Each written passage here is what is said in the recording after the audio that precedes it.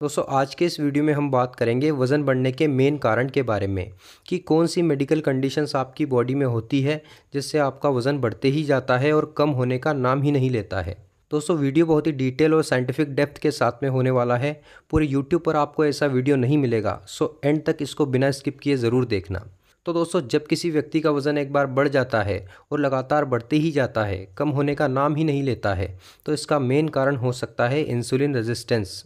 अब बहुत ही आसान भाषा में समझते हैं कि ये इंसुलिन रेजिस्टेंस क्या है और इससे कैसे वज़न बढ़ता है।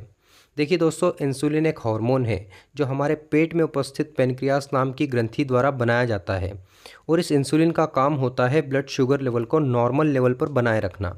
दोस्तों हम जो भी फूड खाते हैं उसमें कार्बोहाइड्रेट होता है और कार्बोहाइड्रेट ग्लूकोज या शुगर का कॉम्प्लेक्स फॉर्म होता है।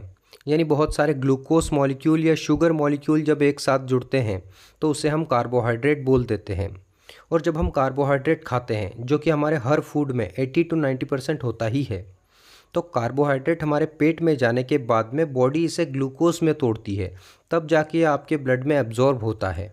यानी अगर आसान भाषा में कहूँ तो हमारे हर फूड में शुगर होती है जिसे खाने के बाद में हमारा ब्लड ग्लूकोज लेवल बढ़ता है। इसीलिए तो हम देखते हैं कि डायबिटिक पेशेंट भोजन से पहले मेडिसिन्स लेते हैं। अब कार्बोहाइड्रेट तो हमारे हर फूड में है ही, लेकिन सभी का ग्लाइसेमिक इंडेक्स अलग अलग होता है। ग्लाइसेमिक इंडेक्स यानी एक पर्टिकुलर फूड खाने के बाद में कितनी स्पीड से आपका ब्लड ग्लूकोज लेवल बढ़ रहा है। जैसे कि शुगर और शुगर से बनी चीज़ों का ग्लाइसेमिक इंडेक्स ज़्यादा होता है, तो ये आपके ब्लड ग्लूकोज लेवल को बहुत ही तेज़ी से बढ़ाते हैं। जैसे चॉकलेट्स, केक्स, कैंडी, मिठाइयाँ, कोल्ड ड्रिंक्स, पेस्ट्रीज़। और इनके कंपैरिजन में रोटी का ग्लाइसेमिक इंडेक्स कम होता है। रोटी भी अगर रिफाइंड कार्बोहाइड्रेट से बनाई जाए, जैसे मैदा या फिर मैदे से बनी सभी चीज़ें, जैसे पिज़्ज़ा, बर्गर, समोसे, कचौरी, सभी पैकेट फूड आइटम्स, तो इनका ग्लाइसेमिक इंडेक्स तो बहुत ज़्यादा होता ही है, साथ ही ग्लाइसेमिक लोड भी बहुत ज़्यादा होता है। यानी इस तरह का फूड आपके ब्लड शुगर लेवल को तेज़ी से बढ़ाता है और लंबे समय तक ब्लड शुगर लेवल बढ़ा ही रहता है। इन फूड में कार्बोहाइड्रेट के अलावा कुछ नहीं होता है, न्यूट्रिशनल वैल्यू ना के बराबर होती है। यानी ये पूरी तरह से एम्प्टी कैलोरी से भरे होते हैं, जिससे बिल्कुल शुगर की तरह एक्ट करते हैं। इनके अगेंस्ट हमारे शरीर का रिस्पॉन्स शुगर की तरह ही होता है। तो जब आप इस तरह के शुगरी और रिफाइंड कार्बोहाइड्रेट से बने फूड खाते हैं तो आपका ब्लड ग्लूकोज लेवल बहुत तेज़ी से बढ़ता है और ब्लड ग्लूकोज लेवल का ज़्यादा होना पेनक्रियास को ट्रिगर करता है।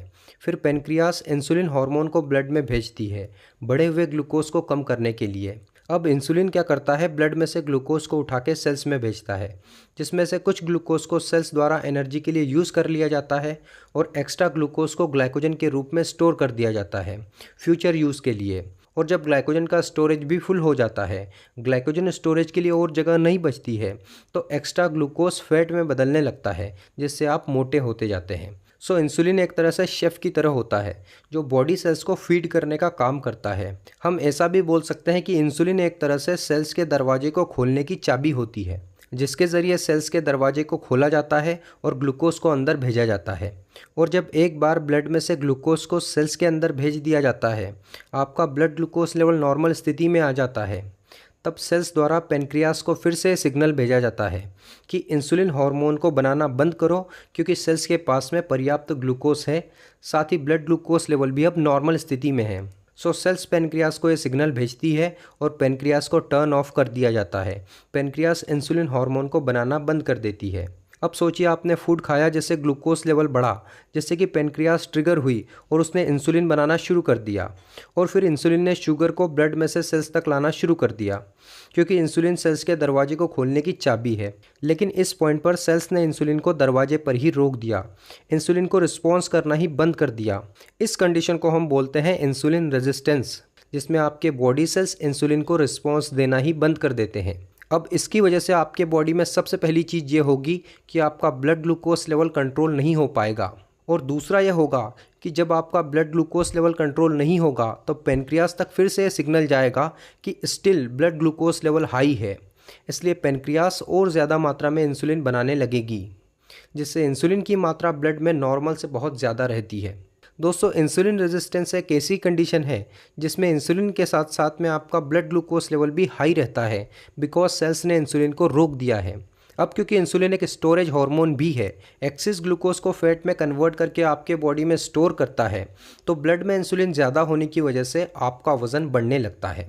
दूसरी कंडीशन हमें ये देखने को मिलती है कि आपका ब्लड ग्लूकोज लेवल हाई होने के बावजूद भी आप लो एनर्जी फील करते हैं, आपको थकावट महसूस होती है, क्योंकि सेल्स एफिशिएंटली ग्लूकोज को यूज़ नहीं कर पा रहे हैं, बिकॉज सेल्स ने इंसुलिन को रोक दिया है, जिसके रिजल्ट में आपको बार बार भूख लगती है और आपका वज़न बढ़ते जाता है।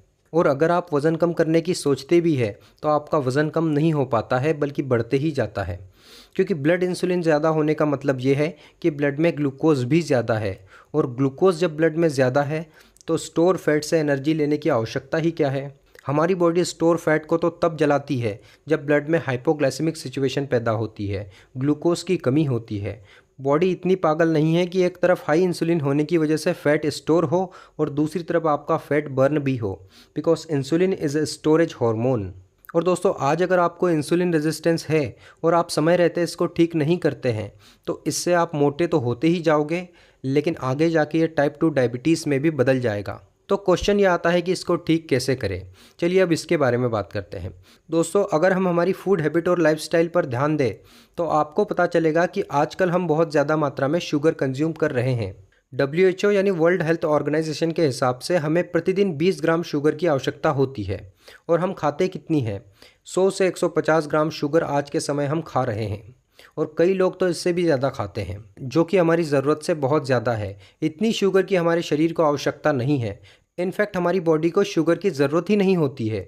20 ग्राम शुगर तो हमारा शरीर टॉलरेट कर सकता है, यानी सहन कर सकता है। अगर आप नोटिस करोगे तो एक कप चाय में 10 से 12 ग्राम शुगर होती है, जो कि आप दिन की शुरुआत में ही ले लेते हैं। इसके अलावा न जाने कितनी चीज़ें होती है जो आप दिन भर खाते हैं। Biscuits, chocolates, pastry, cold drinks, मिठाइयाँ, सभी प्रकार के पैकेट फूड आइटम्स, इनमें भर भर के शुगर डली होती है। इनका ग्लाइसेमिक इंडेक्स बहुत ज़्यादा होता है। जब इतनी ज़्यादा शुगर हम अलग अलग सोर्सेज से खाते हैं जिसको हमारे बॉडी सेल्स टॉलरेट नहीं कर पाते हैं और इंसुलिन को रोकने लगते हैं, क्योंकि अत्यधिक शुगर हमारे शरीर के लिए टॉक्सिक होती है, खतरनाक होती है, इसलिए सेल्स इनको रिजेक्ट करने लगते हैं। अगर शुगर इतनी ही अच्छी होती तो डायबिटिक पेशेंट को तो सबसे ज़्यादा हेल्दी कहा जाना चाहिए था, लेकिन हम देखते हैं कि ज़्यादा शुगर होने से डायबिटिक पेशेंट की किडनीज तक डैमेज होने लगती है।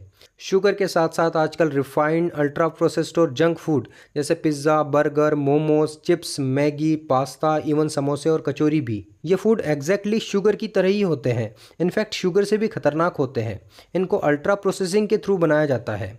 इनमें रिफाइंड ऑयल डाला जाता है। स्टार्च कंटेंट बहुत ज़्यादा होता है। ग्लाइसेमिक इंडेक्स और ग्लाइसेमिक लोड दोनों ही बहुत ज़्यादा होता है, जिससे इनके अगेंस्ट हमारे शरीर का रिस्पॉन्स शुगर की तरह ही होता है। अब दोस्तों, आप ही बताइए, आज से कुछ ही सालों पहले इस तरह का फूड हमारे डाइट का हिस्सा था क्या? सिर्फ 20 सालों पहले से आज की डाइट और लाइफस्टाइल को हम कंपेयर करें तो हमको एक सिग्निफिकेंट चेंज दिखेगा। ऐसा फूड हमारी बॉडी के लिए बना ही नहीं है, तो इसको खाने से क्यों आपको इंसुलिन रेजिस्टेंस, मोटापा और डायबिटीज़ नहीं होगी? दोस्तों, फूड चेंज होने के साथ साथ में हमारी फिजिकल एक्टिविटी में भी बहुत कमी आई है। पहले के कंपैरिजन में आजकल हम फिजिकल एक्टिविटी भी बिल्कुल ना के बराबर करते हैं, तो ये दोहरा इम्पैक्ट आपकी बॉडी पर पड़ रहा है, जिससे आपको ये सब समस्याएं देखने को मिल रही है। इसके अलावा यह फूड आसानी से अवेलेबल होने की वजह से हमारी ईटिंग फ्रिक्वेंसी भी बढ़ गई है। थोड़ी थोड़ी देर में हम कुछ न कुछ खाते रहते हैं, जिससे बार बार ब्लड ग्लूकोज लेवल में फ्लक्चुएशन आता है। बार बार बॉडी को इंसुलिन बनाना पड़ता है। तो इंसुलिन रेजिस्टेंस को ठीक करने के लिए आपको शुगर कंजप्शन कम्प्लीटली बंद करना पड़ेगा। दूसरा, fast food, junk food, ultra processed food और शुगरी फूड को कम्प्लीटली अवॉइड करना पड़ेगा। आपको नॉर्मल सब्जी रोटी से भी पर्याप्त मात्रा में कार्बोहाइड्रेट मिल जाएगा। और तीसरा, फ्रीक्वेंट ईटिंग आपको बंद करना है, यानी बार बार खाने से बचना है, साथ ही फास्टिंग करनी है। अब दोस्तों, ऐसा करने से क्या होगा कि लंबे समय तक आपका ब्लड शुगर लेवल नॉर्मल रहेगा, क्योंकि बार बार खाने से शुगर में स्पाइक आता है, साथ ही इंसुलिन भी ट्रिगर होता है। और लंबी फास्टिंग करने से ब्लड शुगर लेवल लंबे समय तक कम रहता है, जिससे आपके ब्लड में हाइपोग्लाइसेमिक सिचुएशन पैदा होती है। फिर आपके शरीर में जो शुगर स्टोर है उसको भी आपकी बॉडी यूटिलाइज करने लगेगी। शरीर का ग्लाइकोजन स्टोरेज डिप्लीट होगा, तो आपके बॉडी सेल्स फिर से शुगर की क्रेविंग करने लगेंगे और धीरे धीरे शुगर को अलाउ करने लगेंगे।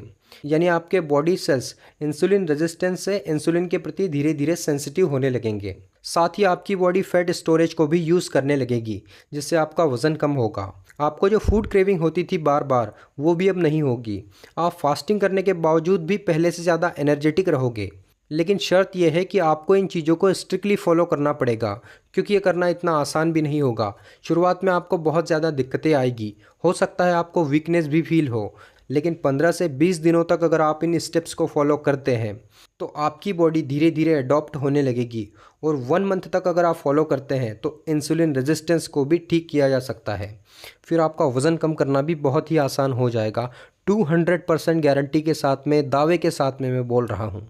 दोस्तों, आज के इस वीडियो में इतना ही। वीडियो अच्छा लगा हो तो प्लीज़ एक लाइक कर दें, साथ ही शेयर और सब्सक्राइब करना भी ना भूलें।